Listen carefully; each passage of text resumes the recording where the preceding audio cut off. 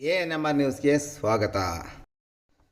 ಮುಸ್ಲಿಮರ ಪವಿತ್ರ ಯಾತ್ರಾ ಸ್ಥಳವಾದ ಚಿಂತಾಮಣಿ ತಾಲೂಕಿನ ಮುರುಗಮಲ್ಲ ಹೋಬಳಿ ಮುರುಗಮಲ್ಲ ಗ್ರಾಮದ ಹಜರತ್ ಫಕೀರ್ ಶಾವಲಿಯ ಅಮ್ಮಾಜಾನ್ ಮತ್ತು ಬಾಬಾಜಾನ್ ದರ್ಗಾದ ಹುಂಡಿಗಳು ತುಂಬಿ ಹೋಗಿದ್ದು, ಮತ್ತಷ್ಟು ಹುಂಡಿಗಳನ್ನು ಇಟ್ಟಿದ್ದು ಅವು ಸಹ ತುಂಬಿದರೂ ಬ್ಯಾಂಕಿನ ಅಧಿಕಾರಿಗಳು ಹುಂಡಿಯನ್ನು ತೆರವು ಮಾಡದೇ ಇರುವ ಬಗ್ಗೆ ದರ್ಗಾಗೆ ಬರುವ ಭಕ್ತರು ಮತ್ತು ದರ್ಗಾ ಸಮಿತಿ ತೀವ್ರ ಆಕ್ರೋಶ ವ್ಯಕ್ತಪಡಿಸುತ್ತಿದೆ.